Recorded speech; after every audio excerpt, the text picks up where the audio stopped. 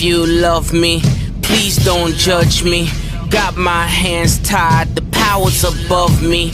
Don't shoot the messenger, I'm just a puppet here. If you wanna place blame, then look to the puppeteer. Family, fortune, envy, jealousy, privilege, passed on, legacy, secret, sabotage, borderline, felony, suicide, subtract, selfish, pedigree, yeah.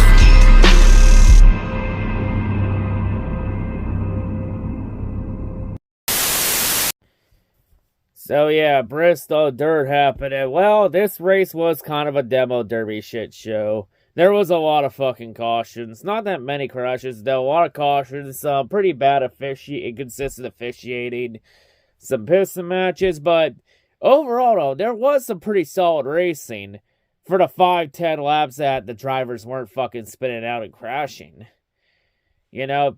But, you know, in terms of the Bristol dirt experiment, I'm not sure how much longer this experiment continues on. Because this race didn't have any weather issues. And even then, the fans still didn't show up for the race.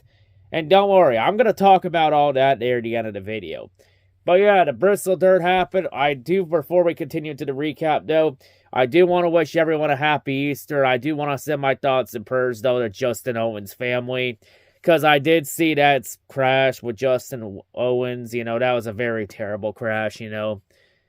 And rest in peace to Justin Owens, you know, because we had a fatality at Lawrenceburg. You know, thoughts and prayers to Justin Owens' family and friends, you know, just, you know, even though auto racing's a great sport, you know, just, you know, even though the sport has made great strides in safety, you know, just every now and then, we just get reminded about how dangerous auto racing is as a sport. And that shit happens. You know, the sport's come a long way, but, you know, still, there are always reminders that it's a very dangerous sport and stuff can happen. But, yeah, you know, just a very tough scene. You know, I just thought I'd mention that real quick, especially with the dirt race this week. You know, just very unfortunate.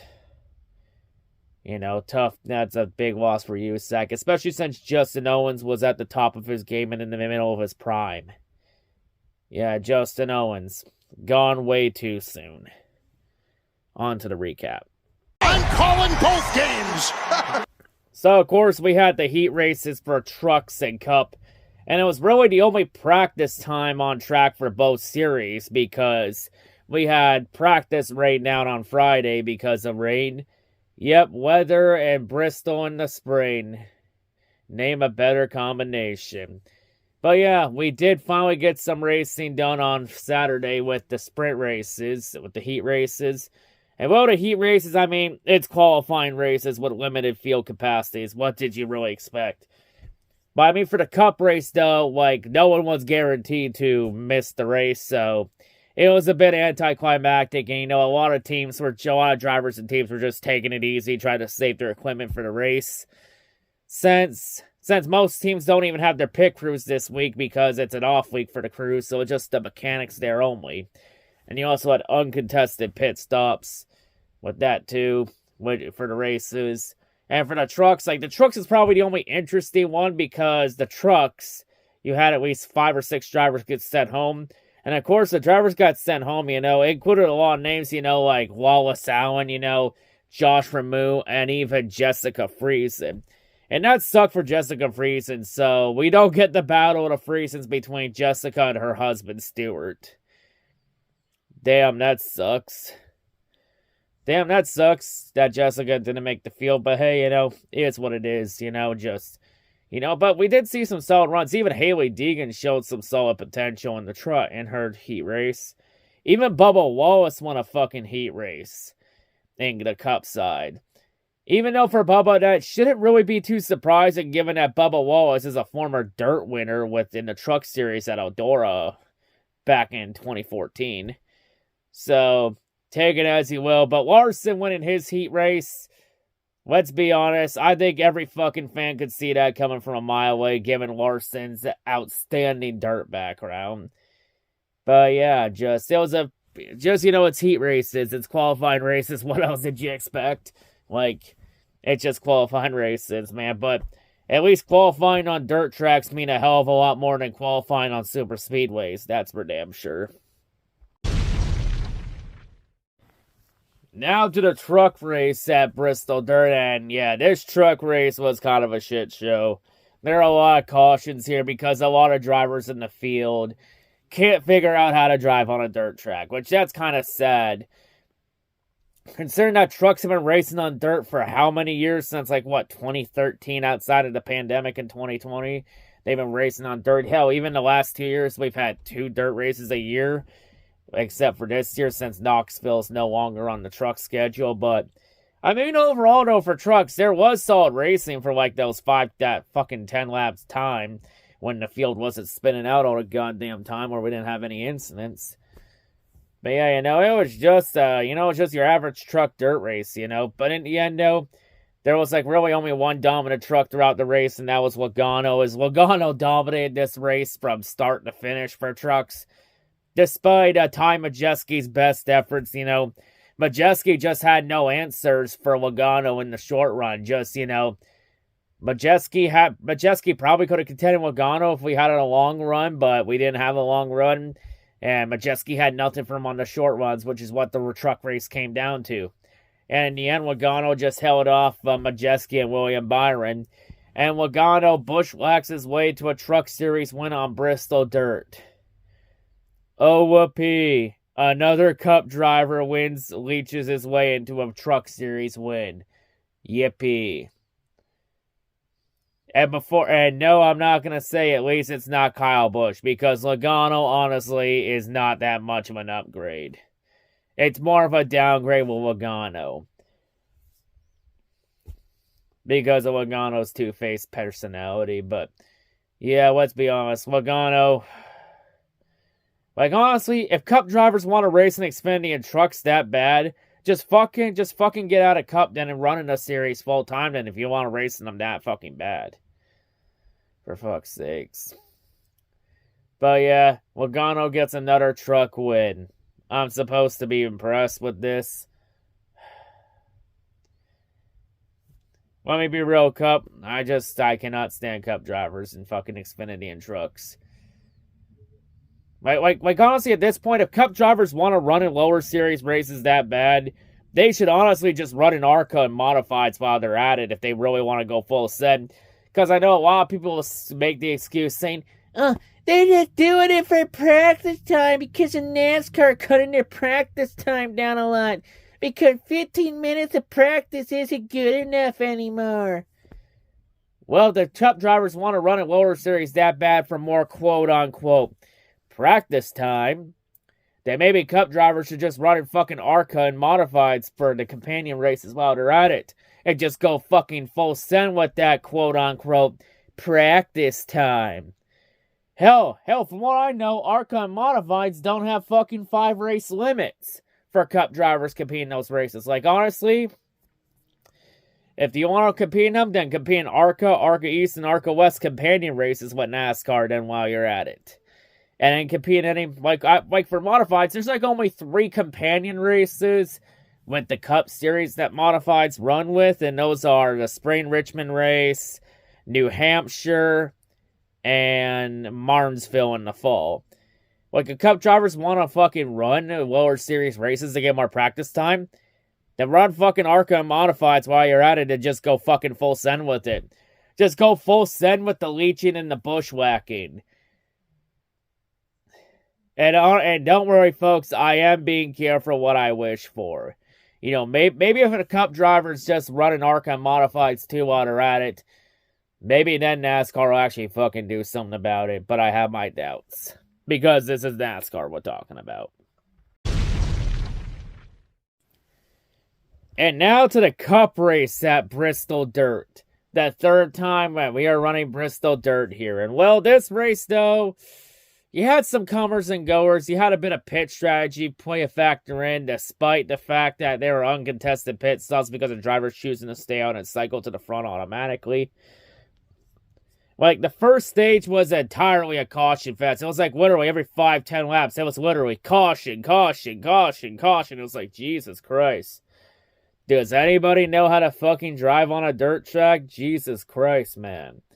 But yeah, the first stage, really for the stages, it was really whoever was up front dominated the race, because there was passing for about second place on down.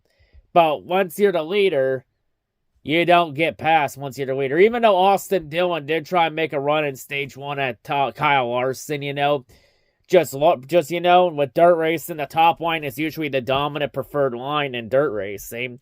And Larson just held that line, so once Austin Dillon got to him, he just couldn't do anything to him. Larson won stage 1, but because of pit strategy and drivers staying out, because the tire fall off wasn't really that big on a dirt track compared to your average run-of-the-mill oval race. And you only need to fuel once to make it to the end on gas. Because of the fuel runs, and you also run pretty slow on dirt races too. So yeah, for stage 2, Tyler Reddick did cycle out to the lead, and Reddick dominated the entire second stage. Like, the only green flag pass for the lead was when Kyle Busch was able to run up there and pass Reddick for the lead. Even Kyle Busch almost wrecked himself trying to do the slide job on Reddick and almost put himself in the wall with Reddick. But Reddick would then eventually get the lead back after he took advantage of Kyle Busch and Austin Dillon getting side-by-side battling. And then Reddick passed the both of them to win stage 2. He also had a bit of a piston match between Kyle Larson and Ryan Preece. When Larson would get loose underneath Preece, and then Preece would end up in the wall. Like, that's just honestly vintage dirt track racing. The car gets loose, and then they both go in the wall because of how hard it is to drive on a dirt track. And Ryan Preece got upset because he thought Kyle Larson did that on purpose. Even gave Larson a one-finger salute. And then we will get to stage 3. For stage 3, the field pits again. And then Christopher Bell cycles out to the lead. And then it was the Christopher Bell show from there on out. With a bunch of the good cars cycling out to the back. Larson would then spin out early in the stage to end up near the back of the field. And then late in the race, Ryan Preece would get his quote-unquote payback by fencing Larson into the wall. Wow. Really? Just that? But yeah. And then Ryan Preece didn't even try and hide how much that he wrecked Larson on purpose, because Fox literally played Preece's radio on the air. And Preece admitted to wrecking Larson on purpose, saying it was intentional. Yep, that's going to be a penalty. That's going to be a penalty to Ryan Preece. Because Preece literally just did what Denny Hamlin did on his podcast a few weeks ago after Phoenix with Chastain. Yeah, because NASCAR, if NASCAR's going to penalize Hamlin for admitting to wrecking Chastain on purpose, Ryan Preece should be no exception. Plus, Preece retaliated, and NASCAR always penalizes the retaliator in this situation. But yeah, because Preece intentionally wrecked another driver as payback. Because drivers race with no respect. And that's kind of hypocritical from Ryan Preece. Considering that Ryan Preece cried and complained and bitched about it after what happened between him and Carson Hocevar at Charlotte last year, and then Preece pulls that shit. It's like, that kind of makes Preece a fucking hypocrite. But then again, that's not surprising from Preece, because Ryan Preece is nothing but a talentless pussy in Cup. Because Preece doesn't like to be raced hard. Just look at that incident with Carson Hocevar, where Hocevar got loose underneath Preece, bowing him hard for the win, and then Hocevar just lost it. And then Kyle Larson battling Preece, and then Larson just got loose, and Preece ended up as a bystander in that situation. Wrong place, wrong time. But yeah, let me just say this. For all the young kids out there watching, trying to make it here, you see what Preece did to Larson? Don't do that. And it's also very hypocritical considering how Ryan Preece called everybody a bunch of hacks after Coda and shit. And even telling kids not to do like Ty Gibbs did to Brandon Jones at Martinsville last year. And then Preece goes on and pulls that shit. It's like, yeah, Preece is kind of a fucking hypocrite. He's a talentless pussy. Because, let's be real, there's a reason why JGR fucking cut him like bait during their development program. You know, Because in Cup, Priest has always got his ass kicked by Ricky Stenhouse Jr. in the 2 years they were teammates at JTG. Like, there was a reason why JTG chose Stenhouse over him. And it's pretty evident this year, considering that Stenhouse has had a pretty solid season, even winning the 500 this year. And Stenhouse has had some pretty underrated runs. Like, Stenhouse is underrated, but he gets overhated because the fan base just hates his driving on super speedways. Because it just rubs them the wrong way. And yeah, and with Priest at SHR, Priest gets his ass kicked by his fucking teammates at SHR every week. Like, honestly, El Morola's fucking better than Priest, to be honest. But yeah, and also it's kind of funny how Ryan Priest wants to talk about how Kyle Larson thinks he's all that and not. Newsflash, Larson has a fucking championship. What the fuck have you accomplished in Cup, Priest? And also, in terms of that argument from Priest, I'm looking at this point standings after Bristol Dirt with the F1 points, and I can't find Kyle Larson. I can't find Ryan Priest on this list. Can someone point to me on here where Ryan Priest is? I can't find him anywhere. Maybe I need better fucking glasses, but I can't seem to find Ryan Priest anywhere. Did anybody find him? No? Okay, I just need a second opinion on that. But yeah. Anyway, though. Yeah, just Priest is a fucking pussy. You know, honestly, after much refute. And I'll tell you right now, Priest is probably going to get talked to by Tony Stewart because Tony Stewart did not look too pleased about what Priest did in the booth. Yeah, Priest, you know you kind of fucked up when your boss was disappointed in you in the booth. And let me just say this, if Priest ends up failing in that 41 car, it's 100% on Tony Stewart. Because Tony was the one that wanted Priest in that 41 car, because Gene Haas wanted Custer to stay in that car. And it's starting to look very clear after 8 races that Cole Custer was not the problem in that 41 car. I think the problem in that car, it goes a lot deeper than Cole Custer. Was Cole Custer the solution? Probably not, but he was far from the problem. I think the rabbit hole in that 41 car goes a lot deeper than that. Because Ryan Priest has not fared any better than Cole Custer. If anything, Priest has been kind of worse in that car than Cole Custer ever was. To be perfectly honest. And if at the rate Priest is going, Priest might be rivaling Danica Patrick for least successful driver in Cup at SHR. Unless Priest can pull a top 5 out of his ass. Which he probably will, but you never know. But yeah, and honestly for that 41 car, if Priest fails, I don't know what the fuck you do. And you know, I think Priest is going to get a penalty too, because it's kind of ironic that Priest admits on the radio he wrecked Larson on purpose. And then in his post-race interview, Priest tries and pretends that he didn't do anything like that and acts like a fucking angel. Yeah, NASCAR drivers being fucking hypocrites, getting mad at each other, and after the race acting like fucking angels. Oh, look, that typical fucking cliche.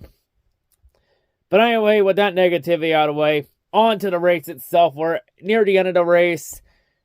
We would have a good battle late in the race between Christopher Bell and Tyler Reddick, even though we had some bad officiating, because we had multiple times in this race where, like, fuck, McDowell spun, like, what, did 2 360s in this race in front of the field, and neither time NASCAR threw a caution. Like, it always seems like the dirt races are usually NASCAR's most poorly officiated race. Like, I thought the fucking Penny Series at Oswego last year was pretty bad with inconsistent officiating. But Jesus Christ, the Cup Series took it to a new high with the inconsistency. Because with Kyle Busch's caution for spinning out near the entrance of pit lane and then firing it up and getting going, it's like, wow, really? You threw a caution for that? Yeah, other drivers have spun out there most of the night, and there have been no cautions for it. Just like, wow. Yeah, just, you know, I don't know, are you really surprised about the inconsistency officiating from tonight, from the dirt race? Because it's fucking NASCAR. They're never fucking consistent with anything. The only thing NASCAR is consistent at is being inconsistent. But yeah, in the end, though, we would get a battle between Bell and Tyler Reddick for the lead. Until the final lap when Suarez and Chastain would get in a crash along with Byron and others. Even Ryan Preece got involved in that. So Ryan Preece got his payback, and it amounted to nothing. Just like Ryan Preece's entire Cup career. Nothing. And in the end, NASCAR threw the caution out, which meant that Bell was the leader at the moment of caution. So Christopher Bell gets the Cup win at Bristol Dirt. So on the third race on Bristol Dirt, a dirt ringer finally wins at Bristol Dirt on the third try. And it's Christopher Bell's the first dirt ringer to win at Bristol Dirt. So Christopher Bell gets his first win of the season. And Christopher Bell, he's looking like the favorite maybe to win the championship this year. He's having a solid championship caliber season. Like, I think Bell could be a championship contender 100% this year, maybe the front runner. Because we're around that range where we find out who the best driver in the sport is this season. And I'd say you have to keep an eye on that 20 car. He could be the car to beat this year for the championship. Because he's JGR's only saving grace this season. Especially with how everybody else at JGR has been pretty hit or miss this year. Like, Christopher Bell, say whatever you want about him, but he's the main thing that's keeping JGR from being a complete fucking backmarker team. Because Truex has been the equivalent of mediocre this year, Hamlin's been mediocre this year, and Ty Gibbs has had his normal rookie growing pains. But hey, it's slowly looking like Ty Gibbs is starting to figure it out, though. Because Ty Gibbs has now had 4 straight top 10 finishes, which for a rookie, that's pretty good confidence building 100%. But yeah, Bell gets his first win of the season. It's kind of disappointing, though, that race ended under caution, even though it was probably the right call.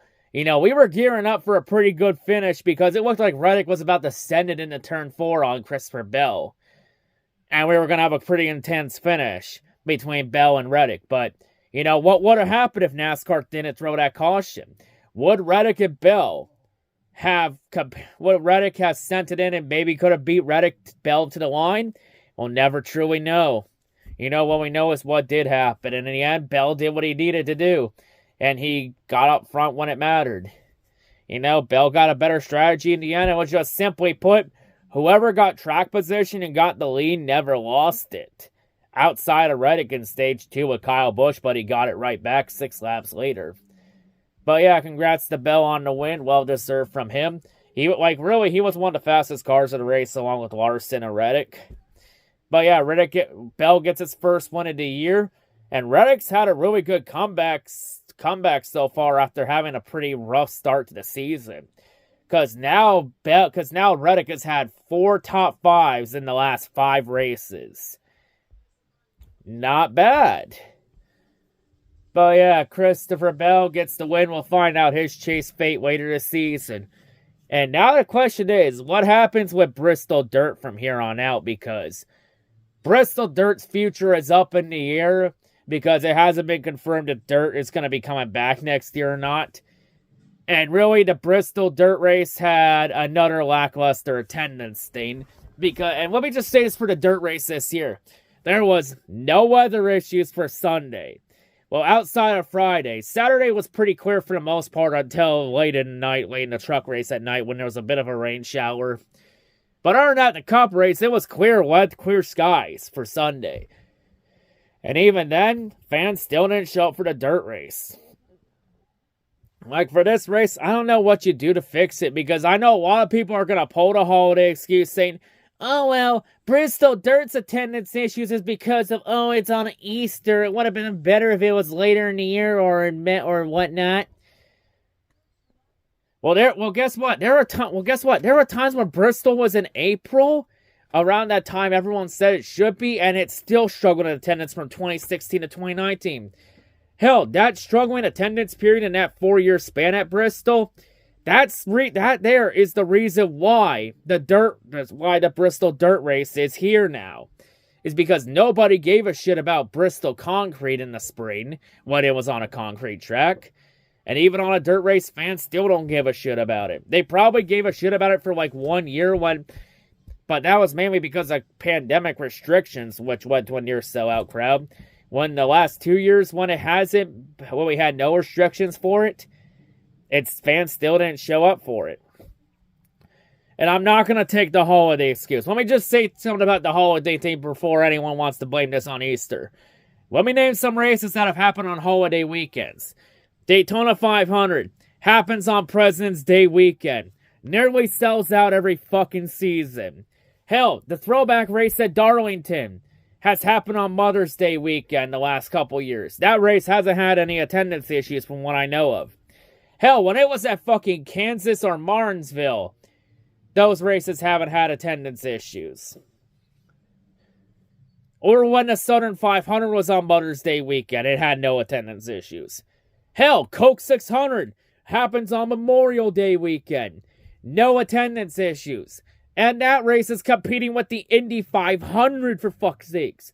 Hell, when Michigan and Sonoma swapped back and forth on the Father's Day race, that race had no attendance issues. Neither of them. Hell, for fuck's sakes, Daytona, the summer race at Daytona ran on the 4th of fucking July. That race had no attendance issues. Or hell, even Road America when it ran on the 4th of July the last 2 years. That place sold out every fucking year. The 2 years they hosted Cup racing. And it was on the 4th of July weekend. And hell, look at the Southern 500 on Labor Day weekend. It's on Labor Day weekend. And that race has had no attendance issues. And the funny thing is, fans will pull the holiday excuse for Bristol's attendance for Bristol, but for any other race that's held on a normal holiday, they don't pull that excuse card, because all I hear from them is nothing but crickets. So I don't know what fucking universe you're all from, but in terms of blaming holidays for attendance issues, I am not taking that bullshit excuse. Because that is not a valid excuse when other holidays have been able to, when other NASCAR's been able to figure out for other holidays, and fans go to other races on holidays too. To be honest here, I think fans just don't care about Spring Bristol. Because to be honest, I think it's a marketing issue for Bristol, for the spring race. Because Bristol puts next to no marketing in the spring race, but they put all their marketing in the night race in the fall. Because the night race in the fall was more of a moneymaker than the spring race. Because I'm not going to say fans don't give a shit about NASCAR in Bristol, because if that's the case, then the night race at Bristol would have struggled in attendance as well. But the night race at Bristol usually nearly sells out every season in the fall. It's just I think it's a marketing name, because Bristol throws all their marketing into the night race egg basket. And in the spring race, they just half-assed. I mean, for the dirt race, they put some effort into marketing the race. For the first year they ran it. The last 2 years, not so much marketing. But pretty lackluster for the most part. So yeah, in terms of Spring Bristol, I don't know what... It's tough to say what would fix the problem. To be perfectly honest, for the dirt race, I don't think Bristol should remain a dirt race. Even though the racing was good, it just doesn't feel like a real dirt race. Just doesn't feel real. I have no problem with dirt racing, but if NASCAR wants to do dirt racing that bad, just go to a real dirt track. Go to fucking Eldora or Knoxville, for fuck's sakes. Honestly, I would rather prefer Eldora over Knoxville, because the 2 years we ran trucks at Knoxville, the first year was a complete demo derby shit show that took goddamn forever to complete.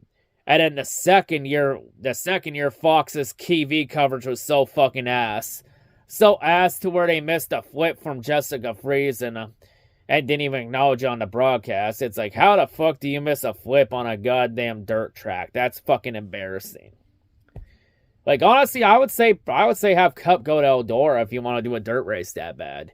I don't have a problem with a dirt race. I think it's a good variety for NASCAR. I think it can work if done correctly. But in terms of spring Bristol, I'll be honest, I think Bristol should only have one date. I think Bristol would be better off just doing one race, and that's the night race in the fall. Because the spring race, nothing has worked. Like, honestly, SMI has thrown just everything at the fucking wall, hoping it sticked, and it hasn't worked. Like, to be honest, if this dirt race does indeed flop at Bristol, 100% Bristol's going to lose a date. And if Bristol loses a date, it's more than likely going to be the Nashville Fairgrounds. Once that track is ready to go, and once they get all those Karens to fuck off. But to be honest, I'm on board with it. I say just fucking give Bristol's spring date to Nashville. I say just give it to Nashville Fairgrounds, and then we run Nashville Super Speedway later in the season. Because I do think there is a way we can have Nashville Fairgrounds and Nashville Super Speedway coexist on a schedule at the same time. I think you just got to space them out to be further apart from each other instead of being damn near each other and stressing everyone out. Like, I say just go to the fairgrounds in the spring. Like, I mean, by sending Bristol's spring date to Nashville, don't get too pissed about it because the date remains in Tennessee. And it's giving another track a chance to host a cup race. To be honest, we don't need two dates on one track configuration. That's why I'm on board with the majority of the tracks on the cup schedule having only one date, so that we can give opportunities and chances to other tracks and other markets to host the race. You know, tracks like Nashville Fairgrounds. You know, tracks like Iowa. Tracks like Mid-Ohio. You know, bring the Road America back. Bring Chicagoland back. You know, also Rockingham, North Wilkesboro. Maybe North Wilkesboro gets a points race in the future. Maybe look at a place like Milwaukee Mile. Or or look at dates in like Canada or Mexico. You know, there are options, people. And I feel like Bristol Spring should go to Nashville Fairgrounds. I think that's a fair compromise, and we only go to Bristol once a year for the night race. Because people give more of a shit about the night race than the fucking spring race. And odds are, I'm not going to be surprised if the ratings bomb for Bristol start. Considering the ratings for Richmond last week, where the ratings went down by over 41%, that's not good. That's bad. And even despite the fact that the ratings went down by over 41% last week at Richmond, it still beat F1 and IndyCar in the ratings, shockingly. Well, F1's problem's pretty clear because there's a lack of parity in F1. And for IndyCars, that one's pretty simple. IndyCar just has terrible marketing. If IndyCar had half-decent marketing, they would be right there with NASCAR and F1 in the ratings. Or hell, just NASCAR overall, because IndyCar fucking is better than NASCAR. You want fucking proof? Just look at the race at Texas last week. When IndyCar had a fucking damn good race at Texas. Something that NASCAR could only dream of. But yeah, but I imagine fans are probably going to blame fucking baseball for it, or even the golf for the Masters. Because, oh yeah, there was the Phoenix race a few weeks ago where NASCAR lost in the ratings to the U.S. Open for golf. It's like, yeah, imagine fans leaving the sport just to watch golf. Golf is literally the most boring fucking sport in the world, and fans would rather watch that over NASCAR. That's kind of embarrassing. Because last year for the Chase, the excuse was, oh, it's football's fault the ratings are low. And then this year for the start of the season, everyone said, oh, it's the NBA's fault the ratings are low. And then for Phoenix, there were people that actually said, oh, it's golf's fault. That boring sport took fans away from us. And of course, last week, the excuse was, oh, it was women's college basketball because of that championship game between LSU and Iowa that drew in almost 100 million viewers. It's their fault. Like, what's going to happen this year? What's going to happen once we get deep in the baseball season? Or once we get in the Stanley Cup playoffs and the NBA playoffs? Are fans going to blame hockey and basketball for the low ratings too? And then blame baseball for the ratings too?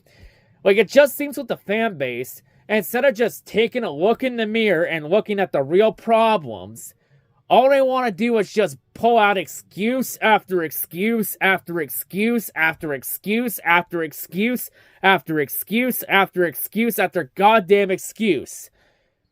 instead of holding the right people accountable in the sport. Like, let me just say this. The only way you fix a problem is to first admit there is a problem. And no one's willing to do that. Let me just say this here. If all you're going to do is give me excuses to defend NASCAR's incompetence and inconsistency, don't waste my time. I'm out for Martinsville. See you later.